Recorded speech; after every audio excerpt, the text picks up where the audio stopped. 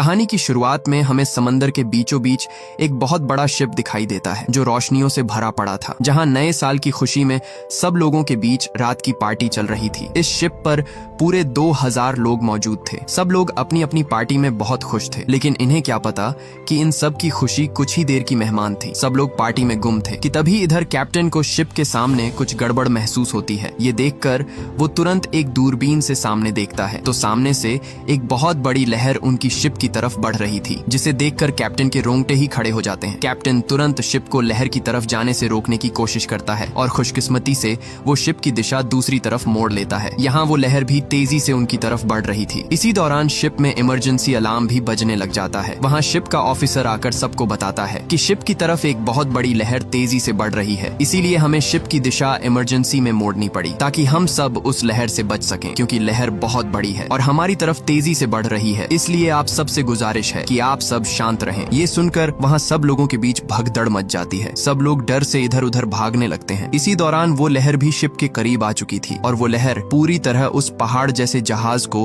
अपनी लपेट में ले लेती है। यहाँ वो लहर उस जहाज को पानी के अंदर डुबाने लगती है और धीरे धीरे वो शिप पूरी तरह पानी के अंदर डूब जाती है। यहाँ शिप के डूबने से बहुत सारे लोग शिप के अंदर बहुत सारी चीजों से टकराने की वजह से एक एक करके सब मरते जा रहे थे। इधर शिप के कंट्रोल रूम में पानी भरने की वजह से वहाँ सभी कैप्टन मारे जाते हैं। इसी दौरान शिप का ऑफिसर सबको आकर बताता है कि शिप पूरी तरह पानी में उल्टी हो चुकी है और अब हम में से कोई भी बाहर नहीं निकल सकता, क्योंकि शिप उल्टी होने की वजह से शिप से बाहर निकलने का रास्ता पानी में डूबा हुआ है। वो ऑफिसर सबसे कहता है कि खुशी की बात ये है कि शिप डूबने से पहले शिप के कैप्टन ने इमरजेंसी अलर्ट रेस्क्यू टीम तक भेज दिया था, इसलिए बहुत जल्द रेस्क्यू टीम हमें रेस्क्यू करने के लिए आने वाली है। इसी दौरान वहाँ एक आदमी रॉबर्ट उस ऑफिसर से पूछता है कि मुझे यहाँ से ऊपर की तरफ जाना है, तुम मुझे यहाँ से ऊपर जाने का रास्ता बताओ। लेकिन ऑफिसर उसे आगे से साफ साफ मना कर देता है और कहता है कि तुम यहाँ से कहीं नहीं जा सकते, क्योंकि मेरी ड्यूटी है कि सब लोग एक ही जगह पर रहें और रेस्क्यू टीम भी अभी आने वाली है। और दूसरी बात कि सब रास्ते बंद हो चुके हैं, इसलिए तुम्हारा यहाँ से बाहर निकलना तो दूर, तुम यहाँ से बाहर निकलने का सोच भी नहीं सकते। दरअसल रॉबर्ट की बेटी जहाज के डूबने पर उससे बिछड़ गई थी और यहाँ पूरे 2000 लोगों में उसका कोई आता पता नहीं था। इधर हमें एक आदमी डिलन दिखाया जाता है जिसे अभी अभी होश आता है। वो उठकर एक मरे हुए आदमी की टॉर्च और एक चाकू उठा लेता है, क्योंकि वो उसे यहाँ से निकलने में मदद दे सकती थी। इसी दौरान वहाँ एक बच्चा जिमी आता है। वो उससे कहता है कि आप कहाँ जा रहे हो। आगे से डिलन उसे बताता है कि मैं यहाँ से बाहर निकलने का रास्ता ढूंढने जा रहा हूँ, क्योंकि मुझे नहीं लगता कि हमें यहाँ कोई बचाने के लिए आए। वो लड़का जिमी उसे बताता है कि शिप के सब रास्ते बंद हो चुके हैं, अब आप यहाँ से नहीं निकल पाओगे। लेकिन फिर भी डिलन वहाँ से ऊपर जाने लगता है कि तभी वहाँ वो लड़का जिमी अपनी माँ को लेकर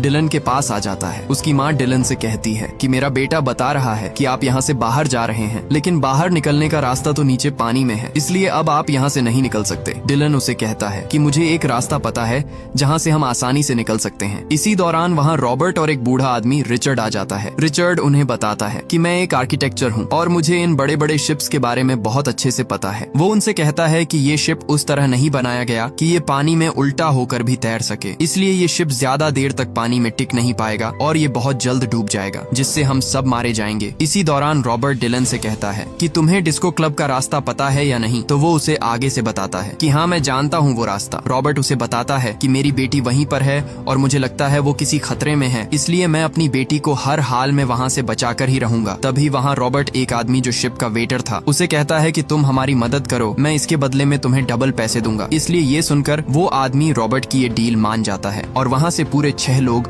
ऊपर की तरफ बढ़ने लगते हैं। आगे आते हुए वो एक लिफ्ट का दरवाजा खोलते हैं, लेकिन वहाँ से दूसरी तरफ जाने का रास्ता बीच से टूट चुका था, इसीलिए वो सब मिलकर लोहे का एक बेंच लिफ्ट के रास्ते के बीच में रख देते हैं और सबसे पहले डिलन आगे बढ़ता है और पहुंचते ही वहाँ वो दरवाजा खोलता है, लेकिन वो दरवाजा बहुत मजबूती से बंद था, इसलिए वो उस बूढ़े आदमी को बुलाकर ऊपर तक पहुंचने की कोशिश करता है और जैसे तैसे करके ऊपर दरवाजे तक पहुंच जाता है और यहाँ वो सब एक एक करके ऊपर जाने लगते हैं। लेकिन जब बूढ़ा आदमी ऊपर चढ़ता है तो वहाँ से वो बेंच फिसल कर नीचे जा गिरता है, जिससे वो बूढ़ा आदमी और वो वेटर लटकने लगते हैं और बदकिस्मती से वहाँ वो लिफ्ट भी नीचे की तरफ तरफ तेजी से बढ़ रही थी, जो दोनों को कुचलकर खत्म करने वाली थी। यहाँ डिलन और रॉबर्ट दोनों उन्हें ऊपर खींच नहीं पा रहे थे, इसलिए डिलन बूढ़े आदमी से कहता है कि उस वेटर को छोड़ दो, लिफ्ट तेजी से हमारी तरफ आ रही है। इसलिए वो बूढ़ा आदमी उसे लात मारकर नीचे गिरा देता है और तभी वो लिफ्ट नीचे आकर उसे कुचल देती है। इधर रॉबर्ट की बेटी उसी डिस्को क्लब में मौजूद थी और साथ में एक लड़का भी था, जिसके दोनों पैर एक लिफ्ट के नीचे दबे हुए थे। अब जैसे तैसे करके वहाँ एक आदमी और वो दोनों मिलकर उसे वहाँ से निकाल लेते हैं और आगे बढ़ते हैं। लेकिन इसी दौरान रॉबर्ट भी वहाँ पर पहुँच जाता है, जिसे देख उसकी बेटी खुशी से उसे गले लगा लेती है। इसके बाद यहाँ अब पूरे 9 लोग एक एक करके दूसरी तरफ बढ़ने लगते हैं। वो सब उस शिप रॉड के जरिए से आगे बढ़ रहे थे। यहाँ रॉबर्ट आगे जाने ही वाला था, तभी वहाँ एक आदमी उससे कहता है कि पहले मैं जाऊंगा, क्या पता तुम लोग मुझे यहाँ अकेला छोड़कर खुद आगे निकल जाओ। इसलिए रॉबर्ट उसे जाने देता है और वो आदमी आगे बढ़ने लगता है। तभी वहाँ ऊपर से उसे कुछ हिलने की आवाज आती है और इसी दौरान वहाँ से एक बहुत बड़ा इंजन का टुकड़ा सीधा उसके ऊपर आ गिरता है, जिससे वो इंजन उसे वहीं पर कुचल डालता है और साथ ही बहुत सारा तेल नीचे गिर जाता है, जिससे वहाँ पर आग भड़क उठती है। यहाँ अब वो तीनों उस किनारे पर फंस जाते हैं। ये देखकर डिलन तुरंत एक पाइप लेकर सीधा पानी के अंदर कूद जाता है। यहाँ नीचे पानी होने की वजह से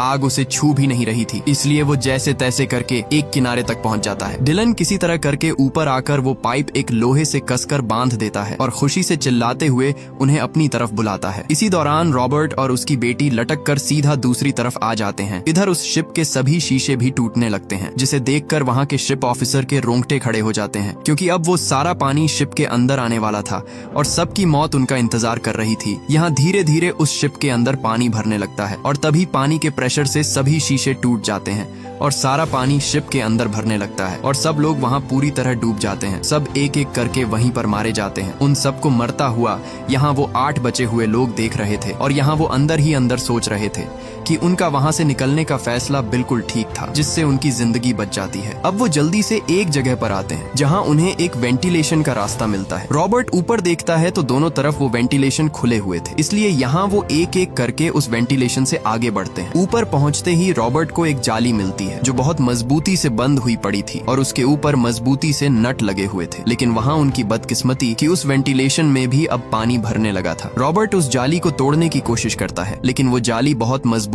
थी और नट भी जंग लगने की वजह से जैम हो चुका था। लेकिन रॉबर्ट का हाथ भी उस जाली से बाहर उस नट तक नहीं पहुंच पा रहा था, इसलिए रॉबर्ट उस छोटे बच्चे को ऊपर उठाकर उस जाली तक ऊपर करता है और खुशकिस्मती से उस बच्चे का हाथ जाली से बाहर उस नट तक पहुंच जाता है। लेकिन वो नट बहुत मजबूती से लगा हुआ था, जो वो बच्चा हाथ से उस नट को नहीं खोल सकता था। इसलिए रॉबर्ट तुरंत किसी से कोई चीज मांगता है जिससे वो नट खोला जाए। यहाँ एक औरत उसे अपना एक नेकलेस देती है, जिससे वो बच्चा वो नट खोलने लगता है। इधर नीचे डिलन पानी में डूबता जा रहा था, क्योंकि वो सबसे नीचे था और पानी भी तेजी से ऊपर वेंटिलेशन की तरफ बढ़ रहा था।